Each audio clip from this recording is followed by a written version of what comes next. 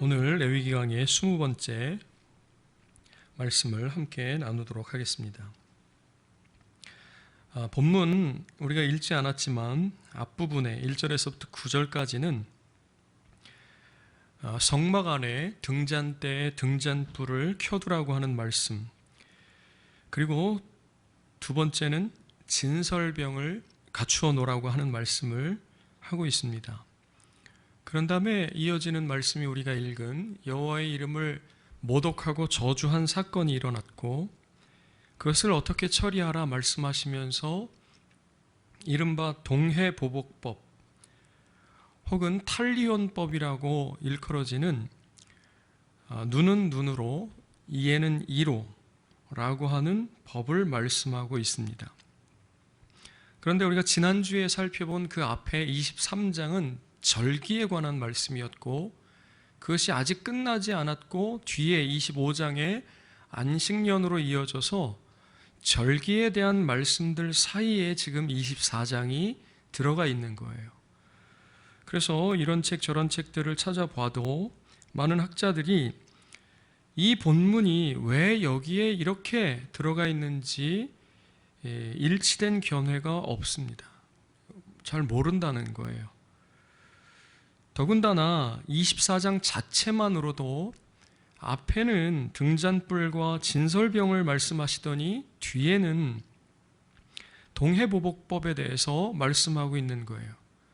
그러니까 24장 자체만으로도 왜 이렇게 되어 있는지가 설명하기가 좀 어렵습니다. 그런데 마침 오늘 우리나라에서 일어나고 있는 일들이 이 말씀들을 이해하는 데 상당히 많은 도움을 주고 있는 것 같아요. 제가 말씀을 해석해 볼 때. 그래서 24장을 오늘 대한민국에서 일어나고 있는 일들을 예로 들면서 설명을 해 보도록 하겠습니다. 그런 의미에서 저는 24장 전체가 하나님 나라의 질서를 확립하고 기강을 확립하는 말씀, 본문이라고 보고 싶어요. 앞부분에 등잔불과 진설병에 대해서 말씀하시는 것은 자연스럽게 우리의 시선을 다시 한번 성막으로 인도하고 있고 그것은 우리 가운데 성막이 있다는 것이고 그 성막에 하나님이 계시다고 하는 사실을 깨닫게 하는 거죠.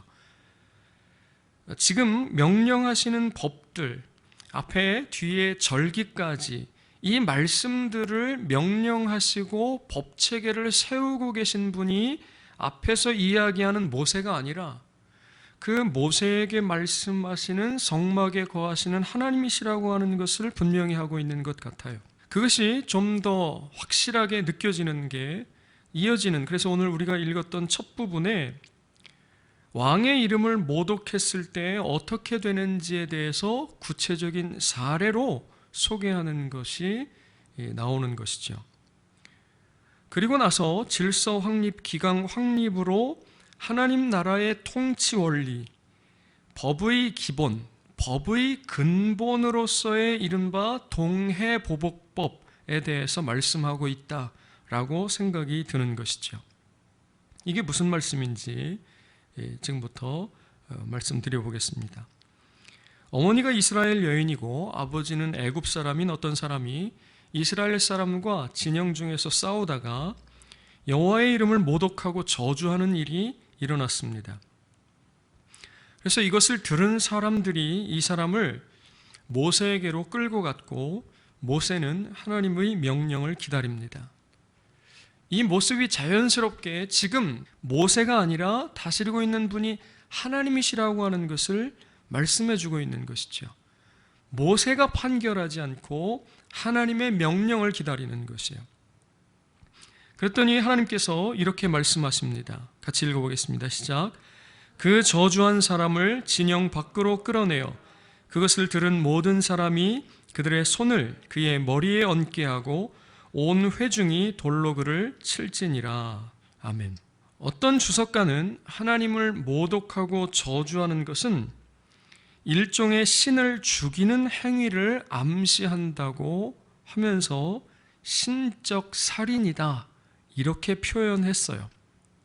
그러니까 지금 이 사람이 하나님의 이름을 모독하고 저주하는 것은 단순히 하나님의 이름을 모독하고 저주하는 정도의 수준이 아니라 그것은 하나님을 살해하는 행위, 신적 살해의 행위가 담겨져 있다, 이렇게 표현한 것이죠. 또 다른 주석가는 신성모독은 신성모독자만이 아니라 저주의 말을 듣는 자에게도 죄책이 있다, 이렇게 말하고 있어요. 그래서 그는 저주의 말을 들은 자들이 그 죄책에서 벗어나기 위해서 신성모독자의 머리에 자신의 손을 얹어야 했고, 신성모독자의 죽음은 자기 자신과 자신의 말을 들은 다른 사람들의 죄를 속죄했다고 본문을 설명하고 있는 것이죠. 허유세이라는 중국 고사가 있는데, 중국 상고시대 요 임금이 허유라는 사람에게 왕의 자리를 이어받도록 요청했습니다. 그런데 허유라는 사람은 이 요청을 거절할 뿐만 아니라 그 말이 자신의 귀를 더럽혔다고 여겨서 물로 씻었다고 하는 얘기죠. 영조 임금도 그렇게 귀를 물로 잘 씻었다고 그래요. 하나님의 이름을 모독하고 저주하는 죄는 사형에 해당합니다. 출애굽기에 보면 아버지나 어머니를 저주한 자도 반드시 죽이라고 그랬어요. 그런데 하물며 하나님의 이름을 모독하고 저주하는 죄는 당연히 사형에 해당되는 것이죠. 그런데 그 사람뿐만 아니라 그것을 들은 사람들에게도 죄가 되었다는 말이에요. 그것은 귀를 더럽히는 정도가 아니라 가만히 있으면 암묵적으로 그가 모독하고 저주한 말에 동의하는 것이고, 나아가 방조하고 가담한 죄로 여겨지는 것이라 하는 것이죠. 그래서 성경은 그것을 들은 사람들이 모두 신성모독한 그 사람의 머리에 손을 얹고, 그 이후에는 다시 모든 사람들이 돌을 들고 그를 쳐서 죽이도록 명령하고 있는 것입니다. 그렇게 함으로써 우리는 그 자의 신성모독과 저주에 가담하지도 또 동의하지도 않았다는 사실을 명백히 하는 것이죠. 그렇게 그가 사형당함으로써 그것을 들은 모든 사람들이 속죄하는 것이라고 이 주석가가 설명하고 있는 것입니다. 작년 10월에 한 집회에서 어떤 목사가, 전 뭐뭐 목사죠, 이렇게 말했다고 하는 것이 12월에 밝혀졌어요. 나는 하나님 보좌를 딱 잡고 살아. 하나님 꼼짝마. 하나님 까불면 나한테 죽어.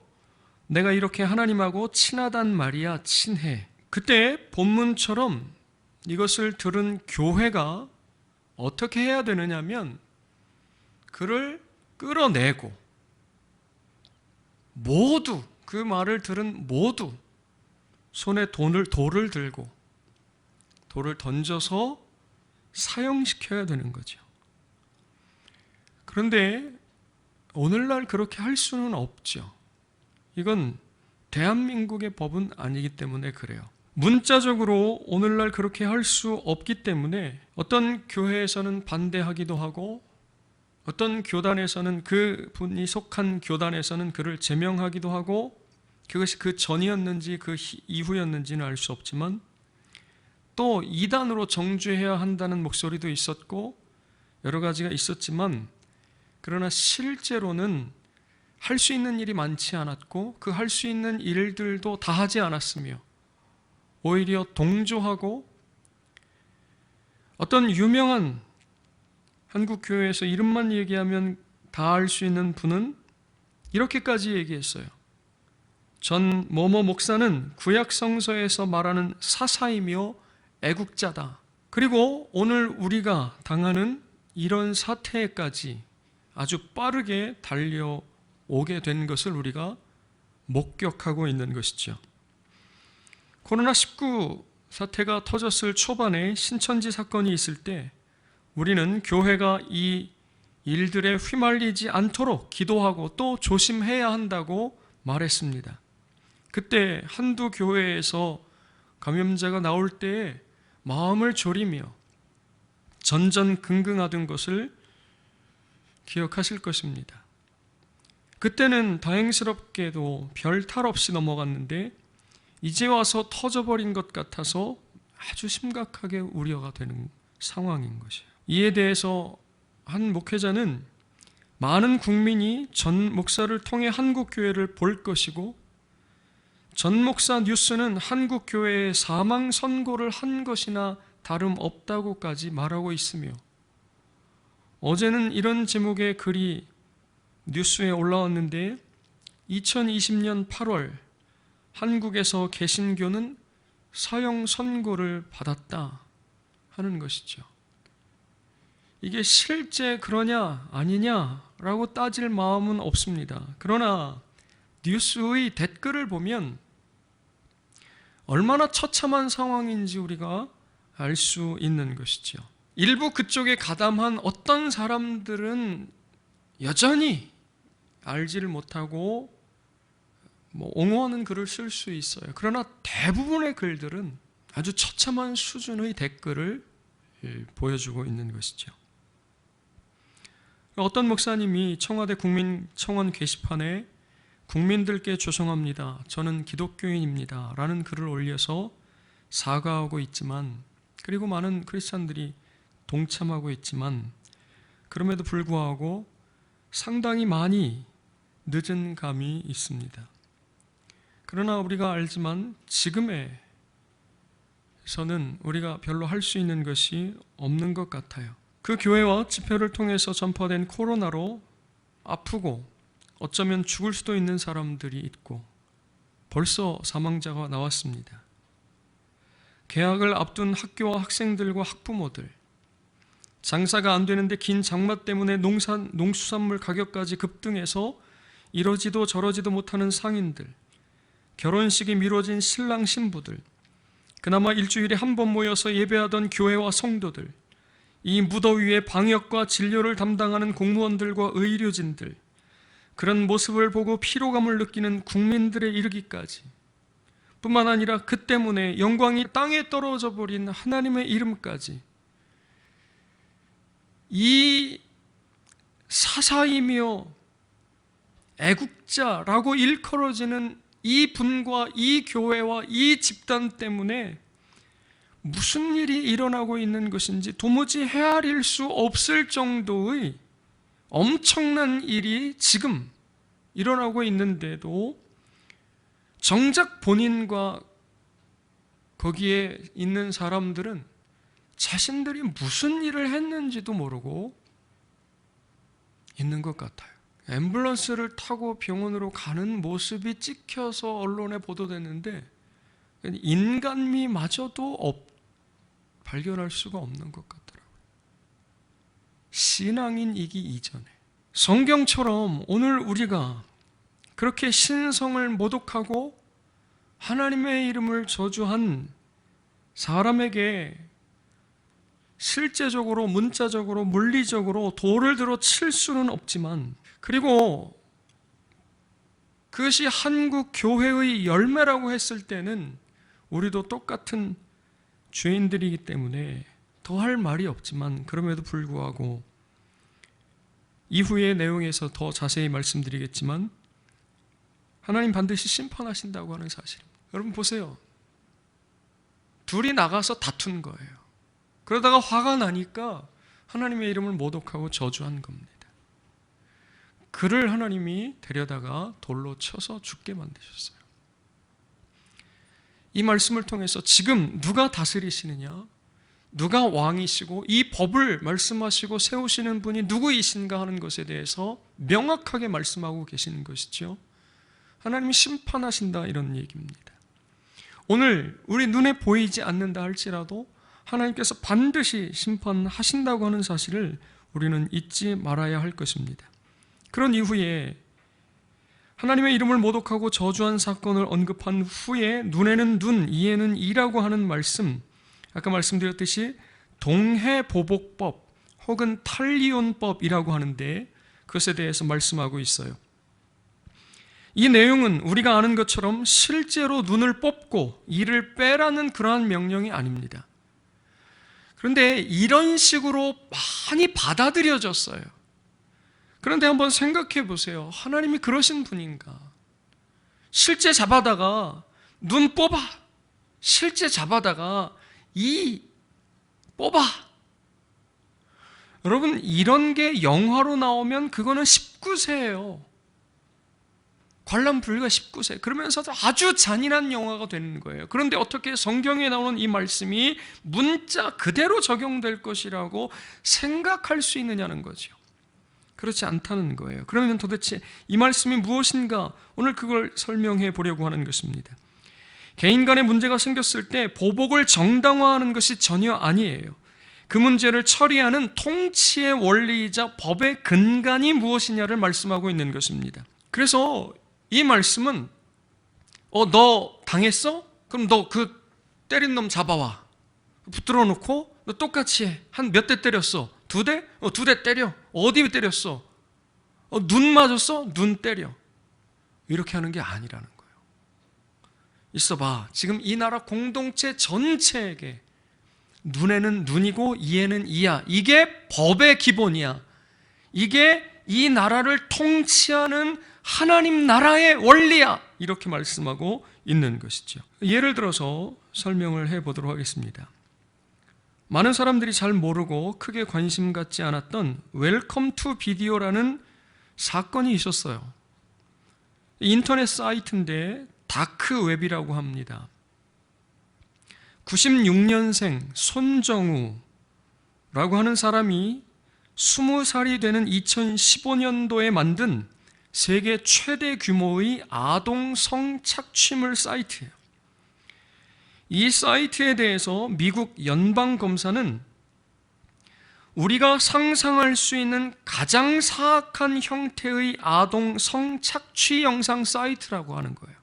우리나라의 검사가 아니고 미국의 연방검사가, 그러니까 우리나라보다도 훨씬 더 강한 포르노물들이 이렇게 있을 것 같은 미국이나 해외에서 마저도 이 한국에서 만들어 놓은 웰컴 투 비디오라는 이 사이트가 인간이 상상할 수 있는 가장 사악한 형태의 아동 성착취 영상 사이트라는 거예요.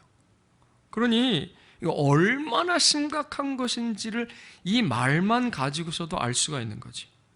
그래서 손정우를 직접 우리나라에 있는 사람들만 본 게 아니고 전 세계에서 문제가 된 거예요. 그래서 손정우를 직접 재판하기 위해서 미국에서 넘겨달라고 그랬는데 우리나라 법원에서 그를 불허했죠.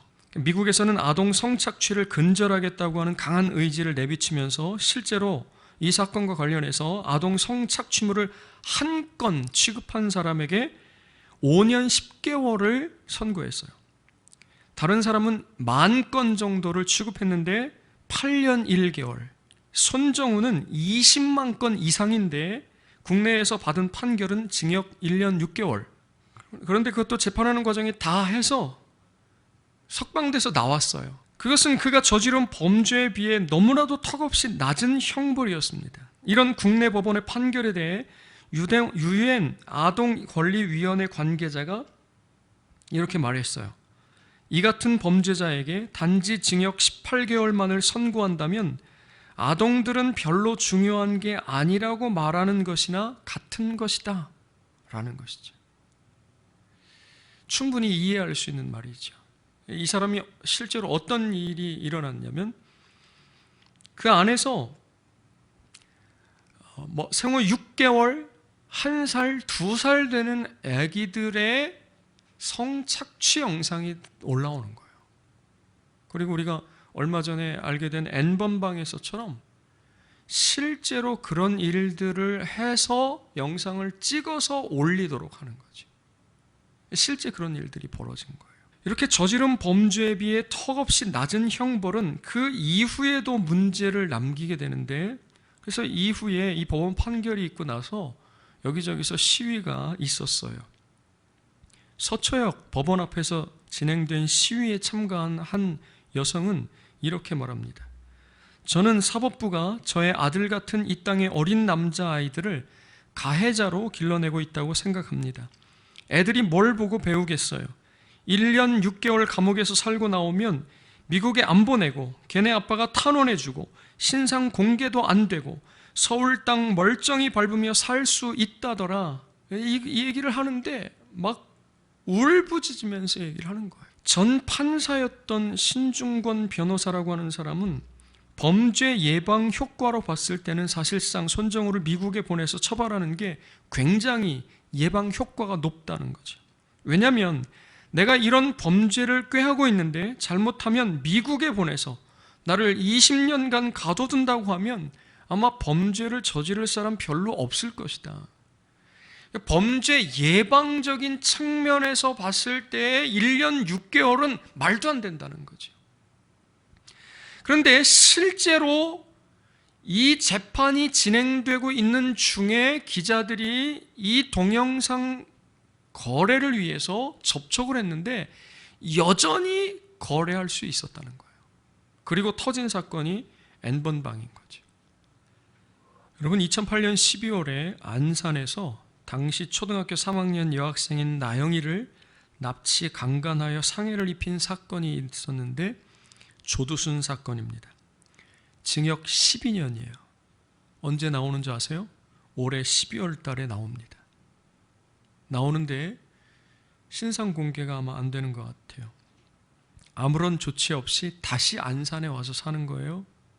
만약에 나영이네가 이사를 가지 않았으면 그 아이 옆에 와서 있어도 모르는 거예요. 몰카범들이 수없이 잡히지만 그래서 어떤 사람은 그 사건의 피해자로서 자살을 하기도 했어요.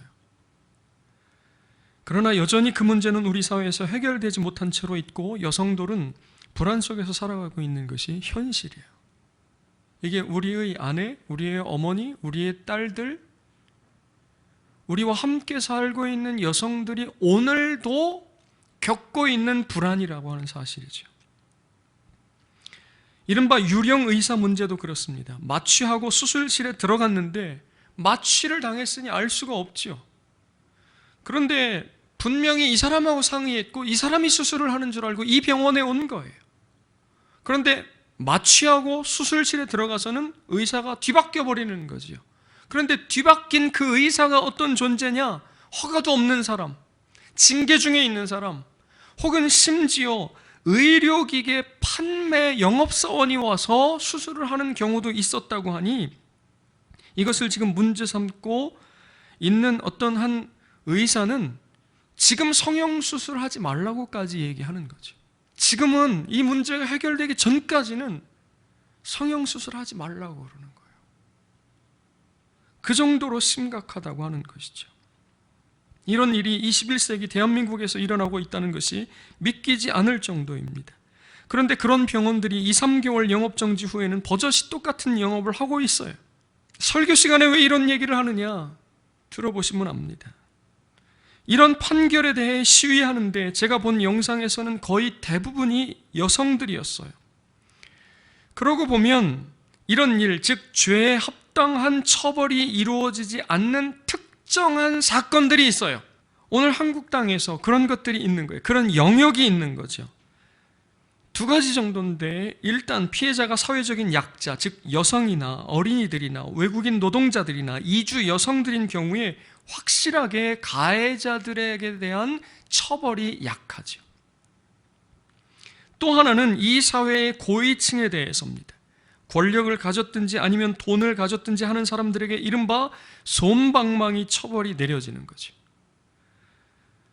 그런데 이것은 지금 범죄한 그 한 사람의 처벌이 문제가 될 뿐만 아니라 사회에, 우리가 함께 살아가고 있는 이 사회에 악영향을 끼친다고 하는 것인데, 앞서 누군가도 말했던 것처럼 앞으로 죄를 저지르려고 하는 사람들에게 경고를 하고 사인을 주고 경종을 울려야 되는데 그러기는커녕 잘못된 신호를 보내주고 있는 거예요. 뭐 하고 싶으면 그런 범죄는 그리 큰 처벌을 받지 않으니까 해도 크게 상관없다. 이렇게 저렇게만 피하면 된다. 혹은 이런 식으로 저런 식으로 반성문을 써서 내면 된다. 혹은 이렇게 저렇게 탄원이라도 받으면 된다 하는 잘못된 신호를 계속해서 보내주고 있는 것이죠. 법에 대해 이야기할 때 싱가포르 이야기를 자주 하곤 합니다. 그 나라에서는 오늘날에도 태형, 즉 곤장을 때리는 형이 아직 남아있다고 해요. 술에 취해 행패를 부리거나 성추행을 하거나 소매치기나 사기꾼 같은 것들은 벌금을 매기는 대신에 곤장을 때린다고 그러는 거죠. 그런데 그 곤장을 때릴 때 예를 들어 40대면 맞다가 살이 터지고 막 난리가 난답니다. 워낙 그냥 대충 장난처럼 때리는 게 아니고 실제 곤장을 때리는 거기 때문에, 그래서 살이 터지고 막 피가 나고 그러면 그것을 감해주는 게 아니고 병원에서 치료를 해준답니다. 그리고 치료가 돼서 아물 때쯤 하면 남은 곤장을 또 때린대요. 그러면 여지없이 또 살이 터지고 또 막 난리가 나는 거죠. 그러면 다시 치료해 주는 거예요. 그래서 그 정한 형벌을 모두 다 맞도록 하는 거죠. 그것이 범한 죄에 합당한지는 좀 더 생각해 봐야 할 여지가 분명히 있어요. 그러나 적어도 그 사회에 그런 죄악들을 저지르려고 하는 어떤 사람들에게는 분명하고 아주 뚜렷한 경고를 주는 것이에요. 그것을 보는 사람들은 그런 죄 근처에도 가지 않도록 하는 것이죠. 그래서 그 나라에서는 껌을 씹으면서 돌아다니면 안 된다고 그래요. 여행자들도. 김남준 목사님 설교하시는 것처럼 그 나라 사람들이 도덕적으로 윤리적으로 아주 뛰어나거나 훌륭해서 그런 게 아니라 법이 그런 일들을 하지 못하도록 막고 있다는 거죠. 그런 한편 그 반대편에서 그런 죄의 피해를 당할 수 있는 사람들에게는 보다 안전하게 생활할 수 있다고 하는 사인을 보내주는 거죠. 21세기에 되었는데도 불구하고 대한민국에서 약자로 살아간다고 하는 것은 매우 불안한 일이에요. 그래서 사람들이 그렇게 부동산에 목매는 거고, 자살할 때 많은 논란이 있고 문제가 있는데도 불구하고 자기 자식들을 함께 데리고 가는 거죠. 바로 이런 일들 때문에 그래요. 이 사회가 약자들이 살아가기에는 불가능한 사회라고 하는 사실이죠. 여자와 아이들, 장애인, 백인이 아닌 외국인들, 그리고 힘없는 남자들이죠. 물론 이런 사람들이 무조건 다 약자라고 말하는 것은 아닙니다. 그러나 일반적으로 그렇다고 하는 것이죠.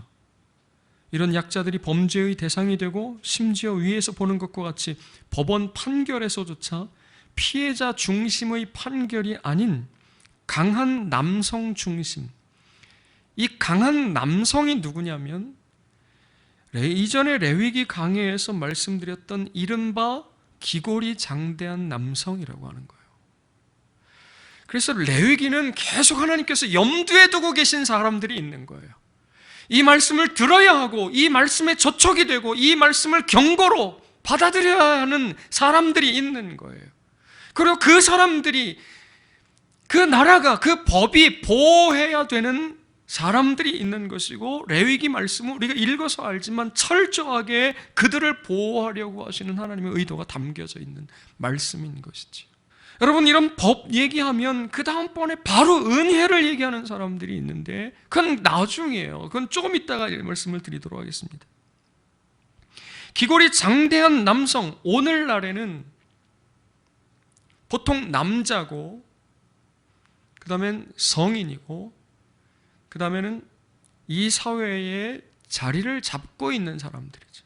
그래서 그들이 저지른 범죄에 비해 턱없이 낮은 형벌을 받게 되고, 그것은 여러 가지 면에서 이 공동체의 안전을 위협하고, 레위기 말씀은 하나님과 함께 잘 살아가는 거라고 그랬어요. 그 안에 뭐가 들어가 있냐면 이웃과 함께 잘 살아가는 게 들어가 있다고 그랬습니다. 그런데 그 이웃이 누구냐면 내 영향 아래, 내 그늘 아래에 있는 사람들이에요. 그들과 함께 잘 살아가는 것, 그것이 이웃사랑이고, 그것이 거룩이고, 그것이 하나님의 명령과 규례를 따라 행하는 삶이고, 그것이 하나님과 함께 잘 살아가는 거예요. 그런데 죄에 합당한 처벌이 이루어지지 못하는 것은 지금까지 살펴본 대로 공동체의 안전을 위협하고 함께 살아가는 것을 방해하는 것이에요. 피해를 당한 사람들과 또 다른 피해를 얼마든지 당할 수 있는 약자들이 마음 놓고 살아가기가 힘든, 함께 살아가기 어려운 세상을 만들어 간다는 데에 이 문제의 심각성이 있는 거예요. 얼마나 오랫동안 이거에 대해서 교회가 눈 감고 잠잠하고 있었는지 반성해야 되고 회개해야 되는 것이죠. 우리가 읽은 본문 16절에서 23절까지는 이렇게 배열이 되어 있습니다. 16절에 신성모독, 17절에 사람을 상해했을 때, 18절에는 짐승을 해쳤을 때, 그리고 19절 20절에는 동해보복, 눈에는 눈, 이에는 이에 대해서 말씀하고, 21절에 짐승 그리고 사람 순으로, 앞에 얘기했던 역순으로 얘기하면서 그 다음에 신성모독을 범한 그 사람을 처형하는 데까지. 그래서 이렇게 구조화되어 있으면서 중간에 있는 19절, 20절을 강조하고 있는 것이죠. 그것은 앞에 말씀드렸던 이 나라, 즉 이스라엘 나라의 하나님께서 통치하시는 통치의 원리, 다스리시고 법을 집행하시는 데의 근간, 그것이 무엇이냐? 죄를 범하면 그 죄에 따르는 합당한 처벌을 받을 것이다 라는 것이에요. 이 나라에서는 손정우 같은 인간이 1년 6개월 이런 일은 없을 것이라는 거예요. 다른 사람의 눈을 상하게 했느냐? 그러면 너의 눈이 상하게 될 것이다, 이런 얘기예요. 다른 사람의 생명을 해쳤느냐? 그러면 너의 생명이 끝날 것이다, 이렇게 말씀하고 있는 것이에요. 그래서 다시 읽으려고 하는 거예요. 사람을 쳐 죽인 자는 반드시 죽을 것이고, 짐승을 쳐 죽인 자는 짐승으로 갚을 것이고, 사람이 만일 그의 이웃에게 상해를 입혔으면 그가 행한 대로 그에게 행할 것이니 상처에는 상처로, 눈에는 눈으로, 이에는 이로 갚을 것이다. 남에게 상해를 입힌 그대로 그에게 그렇게 할 것이다 라고 말씀하고 있는 것이에요. 이게 이 나라의 법이다. 이 나라의 법의 근간이다.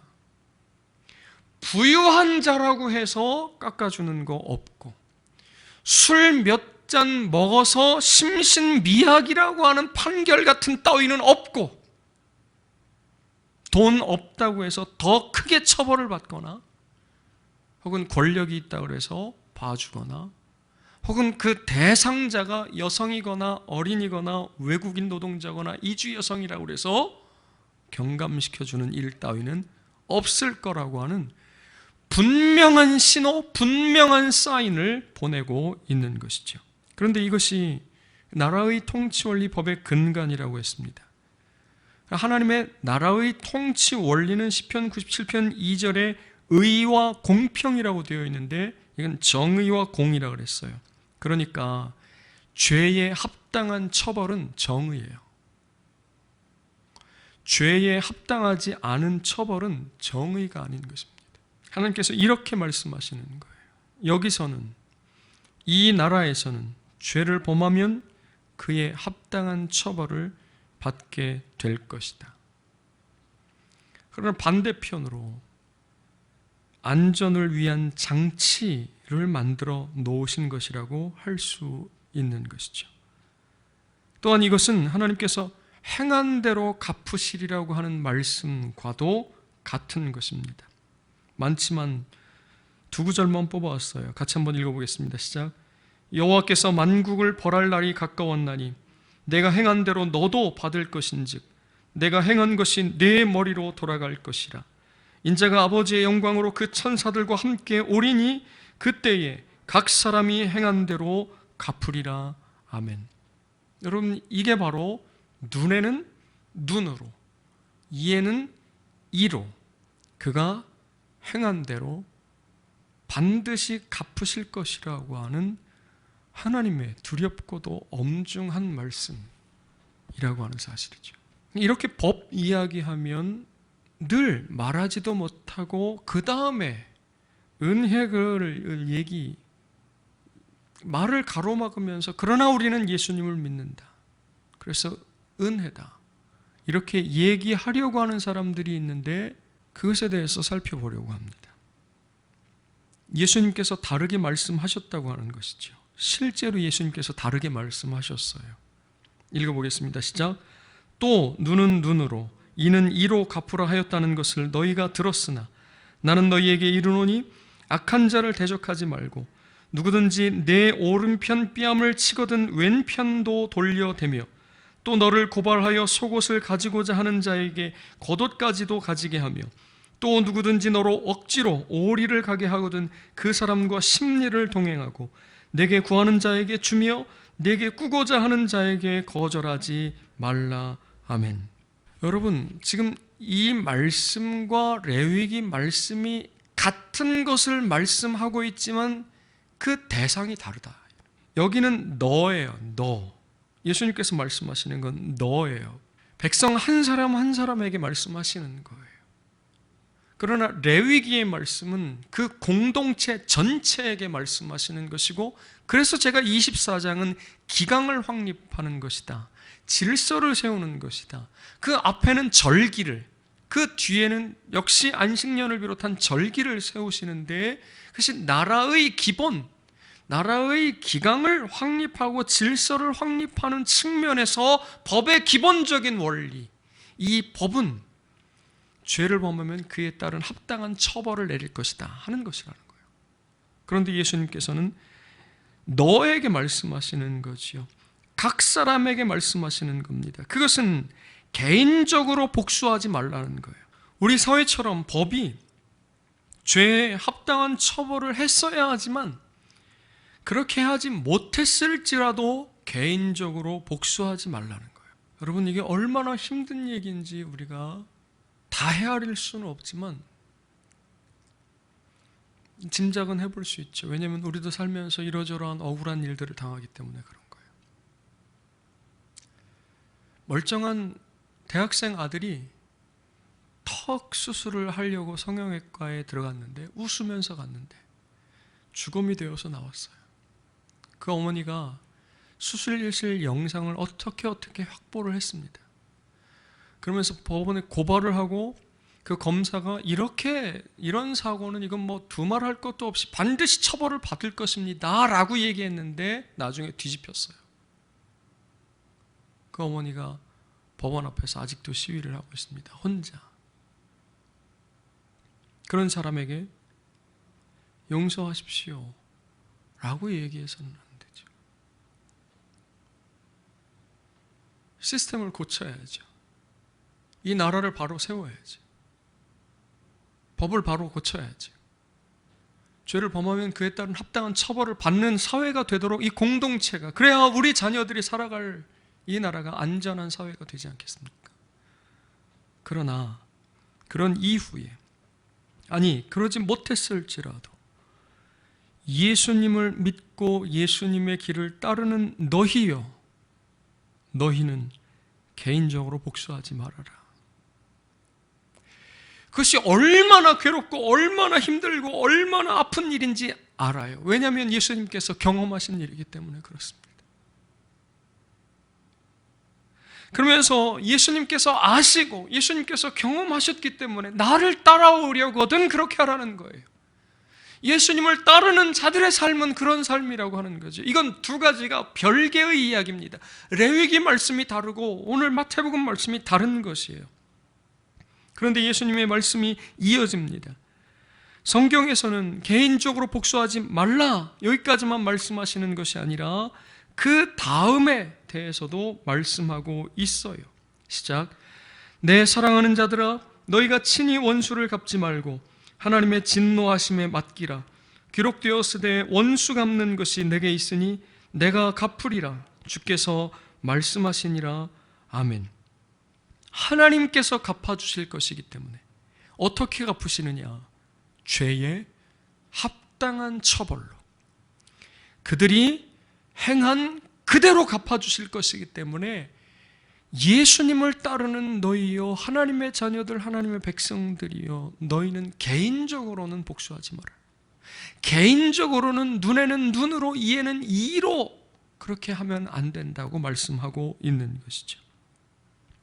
그러면서 아프고 괴롭고 힘들고 가슴 찢어지는 것 같아도 예수님 하신 것처럼 개인적으로 복수하지 말고 원수들까지라도 사랑하라, 이렇게 말씀하시는 거예요. 그러면 그 다음에 이렇게 나와 있습니다. 시작. 이같이 한즉 하늘에 계신 너희 아버지의 아들이 되리니. 그 다음, 그러므로 하늘에 계신 너희 아버지의 온전하심과 같이 너희도 온전하라. 이렇게 살아갈 삶, 이렇게 살아가는 삶, 이렇게 살려고 몸부림칠 때 그가 하나님의 자녀라고 불리우게 될 것이고, 그때야 비로소 하나님의 온전하심과 같이 온전해져 가는 것이라고 말씀하고 있는 것이죠. 그 예가 누구냐면 바로 손영원 목사님인 거죠. 여러분, 우리가 그래서 이 두 가지를 같은 말씀, 눈에는 눈, 이에는 이라고 하는 말씀이지만 달리 봐야 하는 것이에요. 그리고 달리 생각해야 되고 달리 행동해야 되는 것이죠.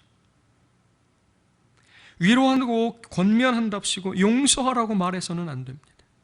그건 평상시에 설교를 통해서 말씀을 통해 깨닫고 그 순간에 하나님께서 말씀하시고 하나님께서 감동하실 거예요. 여러분, 사람이 누군가가 얘기해서 그걸 듣고 한다고 하는 건 참 어려운 일이에요. 그 순간에 들은 말씀이 생각날 것이고 그 순간에 그의 안에서 하나님의 성령께서 감동하시고 역사하심으로 말미암아 원수라도 사랑할 수 있는 놀라운 은혜가 일어나게 될 것이죠. 오히려 성도는, 교회는 피해자의 편에 서고 약자의 편에 서서 함께 아파하고 같은 목소리를 내야 하는 것이지요. 그것이 교회가 있어야 할 자리인 것이에요. 예수님께서 보여주시는 것이고 레위기가 오늘 우리에게 말씀하시는 바라고 저는 믿습니다. 2020년 우리가 이 사회, 우리가 사는 이 사회, 우리가 사는 이 공동체가 과연 죄에 합당한 처벌을 하고 있는가? 여자와 아이들과 나그네들이, 약자들이 그렇게 함께 살아갈 만한 나라인가? 그런 사회인가? 살면서 한 번, 두 번쯤 실패하고 넘어지고 실수한다고 해도 일어나서 살아갈 수 있는 나라인가? 생각하고 고민해 봐야 됩니다. 아니면 누군가 얘기하는 것처럼 헬조선인가? 여러분, 헬조선이라고 할 때 그 의미의 아주 상당 부분이 바로 오늘 본문에 걸려 있는 거예요. 오늘 본문에. 과한 처벌을 하라고 하는 것이 아니죠. 지위 고하를 막론하고 돈이 많거나 적거나를 떠나서 모든 사람들이 법 앞에서 평등하고 죄에 합당한 처벌이 집행되는 정의로운 사회를 교회가, 성도들이 함께 만들어 나가야 하는 것이죠. 그것이 레위기 24장이 오늘 2020년 8월 대한민국 교회에게 주는 말씀이라고 저는 믿습니다. 하나님은 심판하시는 하나님이십니다. 그런 하나님을 두려워해야 합니다.